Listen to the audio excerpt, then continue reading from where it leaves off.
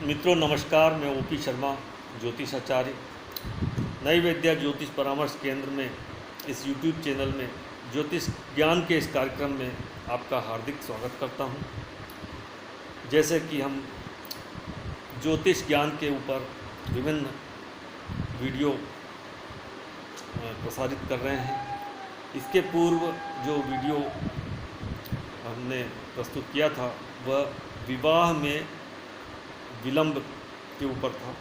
विवाह, किसी भी जातक का विवाह विलंबित क्यों होता है, इस पर प्रस्तुत किया था। आज हम विवाह न होने के योग, कई लोग देखा जैसा कि आपने देखे हुए कि अविवाहित रह जाते हैं, कि विवाह उनका होता ही नहीं है, काफ़ी उम्र ढलने के बाद भी विवाह नहीं हो पाता। तो वह कौन से योग है जिससे वे अविवाहित रहते हैं? तो क्लासिकल बुक्स में जो बिंदु दे रखे हैं उनमें से कुछ बिंदु से मैं आपको अवगत कराना चाहता हूँ, जो निम्नानुसार। पहला बिंदु है लग्न में पाप ग्रह चंद्र निर्बली पंचम, सप्तम व द्वादश भाव में पाप ग्रह हो तो विवाह नहीं होता। लग्न में पाप ग्रह होंगे तो सप्तम को देखेंगे, चंद्र निर्बली होंगे तो चंद्रमा मन का कारक है, व्यक्ति का शादी में इच्छा समाप्त हो जाएगी। सप्तम और द्वादश भाव में पाप ग्रह होंगे तो सप्तम भाव भी पीड़ित हो जाएगा, और द्वादश भाव जो कि शैया सुख के बेडरूम हाउस होता है उसमें भी यदि पाप ग्रह होगा तो फिर विवाह की स्थिति नहीं हो पाएगी और विवाह होने में बहुत मुश्किल होगी, विवाह असंभव हो जाएगा। दूसरा बिंदु है शुक्र व चंद्र से मंगल व शनि सप्तम भाव में हो। शुक्र कुंडली में जहाँ भी बैठे हैं एवं चंद्र कुंडली में जहाँ बैठे वहाँ से सातवें मंगल व शनि सप्तम भाव में हो, चाहे शुक्र से हो या चंद्र से हो या दोनों से हो, मंगल व शनि बैठे हों तो विवाह नहीं होता है। शुक्र और चंद्र चूँकि स्त्रियों के कारक ग्रह हैं, शुक्र विवाह का भी कारक है और स्त्री का भी कारक है, एवं चंद्रमा को भी स्त्री का कारक ग्रह कहा जाता है, मन का कारक भी। यदि इनके सप्तम भाव में शनि या मंगल होंगे तो ये दोनों ग्रह पीड़ित हो जाते हैं एवं जातक को विवाह करने में असंभवता दिखती है, विवाह होने में परेशानी आ जाती है या वो विवाह का अनिच्छुक हो जाता है। शुक्र व चंद्र पर शनि की दृष्टि या युति हो तो विवाह नहीं होता। शुक्र पर या चंद्र पर शनि की दृष्टि जब हो जाती है तो इनके कारकत्वों की हानि हो जाती है और जातक विवाह या तो करता नहीं है या विवाह की उसकी स्थिति बनती नहीं, विवाह नहीं होता। चंद्र व शनि सप्तम भाव में हो तो विवाह नहीं होता। सप्तम भाव में यदि चंद्रमा एवं शनि होंगे तो वो विषयोग का निर्माण कर देता है एवं विषयोग होने से जातक का मन विरक्ति की ओर हो जाता है और वो शादी की इच्छा करता है एवं जातक स्वयं ही शादी के लिए मना कर देता है, इनकार कर देता है और उपरोक्त अनुसार शादी नहीं हो पाती। कुंडली में यदि सप्तम भाव सप्तमेश गुरु व शुक्र अधिक पाप प्रभाव में हो तथा द्वितीय भाव का स्वामी त्रिभाव में स्थित हो तो भी विवाह नहीं होता।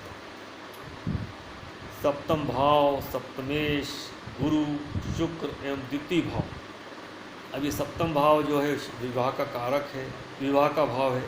सप्तम भाव सप्तमेश जो है सप्तमेश में जो राशि होती है उसका स्वामी होता है। गुरु जो है वो स्त्री के लिए पति का कारक है एवं शुक्र जो है विवाह का भी कारक है एवं पुरुष के लिए स्त्री का भी कारक है एवं जो द्वितीय भाव है वह परिवार का भाव भी है। इस तरह से सप्तम भाव सप्तमेश गुरु व शुक्र अधिक पाप प्रभाव में हो, साथ में द्वितीय भाव एवं द्वितीय भाव का स्वामी जो है वह त्रिभाव में स्थित हो तो जातक की शादी नहीं हो पाती, विवाह नहीं होता। अगला बिंदु है सूर्य चंद्र व शुक्र एक ही नवांश में होकर त्रिभाव में स्थित हो तो विवाह संभव नहीं है। सूर्य चंद्र में शुक्र यदि नवांश कुंडली में एक ही राशि में हो और वो भी त्रिभाव में हो तो भी शादी, नवांश कुंडली चूँकि विवाह की कुंडली है, सूर्य आत्मा का कारक, चंद्रमा मन का कारक, शुक्र जो है विवाह का कारक है। ये यदि नवांश कुंडली में एक ही नवांश में होते हैं एवं त्रिक भाव में होते हैं तो भी विवाह संभव नहीं हो पाता है। सप्तमेश व शुक्र अस्त हो या पाप प्रभाव में हो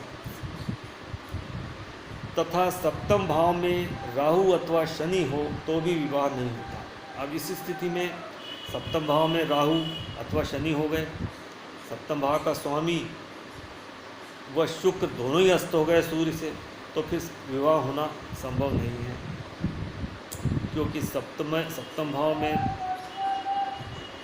जो है सप्तमेश जो है वो विवाह का में जो राशि पड़ी होती है उसका स्वामी होता है। शुक्र जो है विवाह का कारक भी है एवं पुरुष के लिए स्त्री का कारक भी है। दोनों अस्त हो जाते हैं, दोनों कमज़ोर हो जाते हैं, निर्बल हो जाते हैं। एवं सप्तम भाव में राहु अथवा शनि हो गए तो विवाह की स्थिति बनना मुश्किल है एवं विवाह असंभव हो जाता है। अगला बिंदु है कुंडली में गुरु व शुक्र यदि निर्बली हो तथा सप्तमेश भी पाप प्रभाव में हो। गुरु शुक्र जो कि दोनों विवाह के कारक है, गुरु स्त्रियों के लिए पति का कारक, शुक्र पुरुषों के लिए स्त्री का कारक, दोनों निर्बली हो गए तथा सप्तमेश भी सप्तम भाव का स्वामी भी पाप प्रभाव में हो एवं दूसरा भाव, पांचवा भाव, सातवां, नौवां एवं 12वां भाव भी निर्बली हो तो विवाह संभव नहीं है। तो गुरु जो कि दोनों विवाह के कारक निर्बली, सप्तम भाव का स्वामी वह भी पाप प्रभाव में हो और दूसरा भाव जो कि परिवार का भाव है, पांचवा भाव जो कि संतान का भी भाव है एवं प्रेम का भाव भी है एवं सातवां भाव विवाह का भाव है, नौवां भाव भाग्य का भाव भी है, धर्म का भाव भी है एवं 12वां भाव जो कि शैया सुख बेडरूम हाउस भी है। ये सब यदि निर्बली हो जाते हैं, पाप ग्रहों से ग्रस्त युद्ध हो जाते हैं या सूर्य से अस्त हो जाते हैं तो वह विवाह असंभव हो जाता है। सप्तम भाव में शुक्र व बुध अस्त होकर बैठे हों तो जातक अविवाहित रहता है।